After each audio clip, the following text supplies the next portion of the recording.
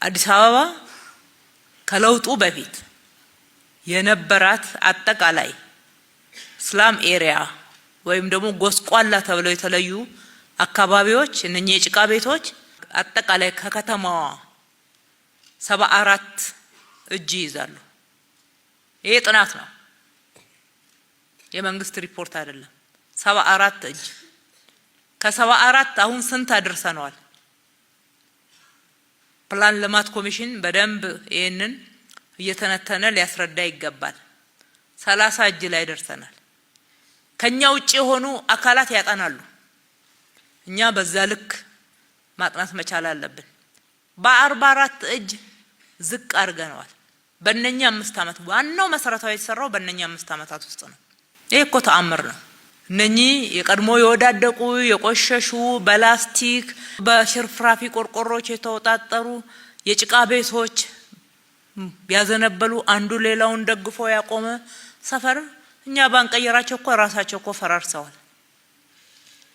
ስለዚህ እነሱን መቀየር ችለናል። እነሱን ስንቀይር አንዳንዶቹን በመጠኑ በ2 በ3 ህንጻ ሰርተን ስንቀይር እዛው ሰፈራቸው የተወሰኑ ሰዎችን አንስተን ወይ ትምህርት ቤት ወይ መጠለያ እያቆየን ለ3 ለ4 ወር ሰርተን ያስገባናቸው። እንደምታውቁት የሰሞኑ የምርጫ ክርክር ዋናው ማዕከሉ ይሄ ስለሆነ ግልጽ ልንሆን እኩል ይገባልና ነው። ሌሎቹን ሰፈር ነው የመሰረትንላቸው ክፍት ቦታዎች ከተማ ላይ ባገኘንበት ማለት ነው። መሀል ከተማ ላይ ልደታ በጎነት መንደርና አይታችሁታል እንዴ? አንዱ ትልቁ መሰረታዊ ለውጥ ያመጣ ነው። ወንዞች ዳርቻ ላይ ያሉ ነዋሪዎችን እስከ ፍልውሃ ድረስ ያሉትን ልደታ ቤተክርስቲያን ጋር ያስገባ ነው። ክፍት ቦታ እዛ ስላገኘን እነኛን ረጃጅም ባለ 12 ወለል ህንጻዎች እዛ ነው የገነባ ነው። አሁን በቅርብ ደግሞ ባለ 9 ወለል ህንጻዎች በርከት አድርገን ጨምረናል። እዚህ 7 ደረጃ ላይ ቤቶች የሉንም እንዴ? 7 ደረጃ ላይ አፍንጮ በር መሀል መርካቶ ላይ በጎነት መንደር አልመሰረትንም እንዴ? እነ ገብስ ተራ ማለት ነው። አዲስ ከተማዎች ብቻ ናቸው የሚያውቁት እሱን እንዳትሉኝ።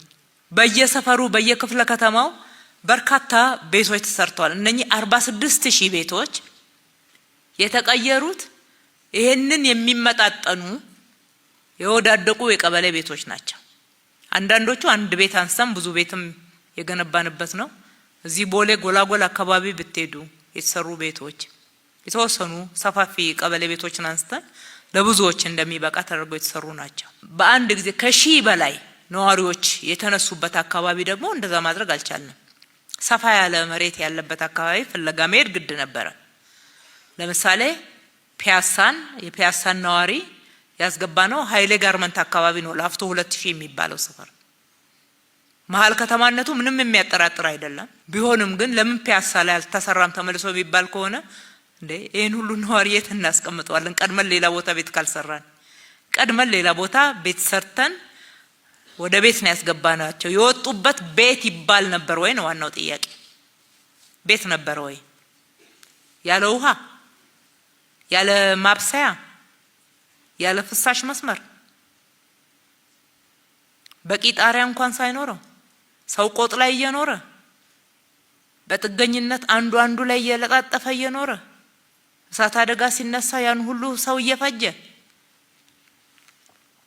የሚወዳደር አይደለም። እነሱ ነዋሪዎቹ ደስ የሚለኝ ነገር ነዋሪዎቹ አያወዳድሩትም። የሰራነው ለነሱ ነው። እነሱ ከገባቸው ይበቃናል። እኛ ደግሞ ዋናው የተነሳንበትን አላማ ከፈጸምን ማለት ነው።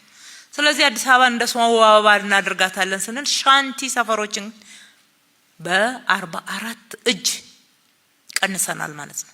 አለበለዚያ ቅድም የተናገርኩት አዲስ አበባ የዓለም 3ኛዋ የዲፕሎማሲ ማዕከል አፍሪካ ወንድሞች እህቶቻችን ዋና ከተማችን የሚሉባት ይሄ አሁን በገቢ በከፍተኛ ሁኔታ ሀገራችን እያነቃቀ ያለው ቱሪዝም እየመጣ እየጎረፈ ያለበት ሁኔታ አይታሰብም። ሻንቲ ውስጥ የአፍሪካ ህብረት ይውጣ የተባለው ሻንቲ ነው። አዲስ አበባ ቆሻሻ ናት ብለው እኮ ነው የከሰሱን።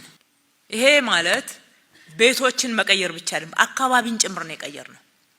አካባቢን ወደ ሰው ልጅ መኖሪያ የሰውን ክብር የሚመጥን ህፃናት ቦርቀው የሚያድጉባት ወጣ ብለው ኳስ የሚጫወቱባት ማህበራዊ መስተጋብር የሚጠናከርበት ዘመናዊ አኗኗር ዘይቤ ልምምድ የተደረገበት መሬት ላይ ያለው መሬት ጠበበኝ ያለው ጭቅጭቅ እየቀነሰ ወደ ላይ እየገነባን ሰው በጋራ መኖርን በከፍተኛ ሁኔታ የተለማመደበት ነው እና የሰራነው ስራ ማንም ሊያጣጥለው የሚችለው አይደለም።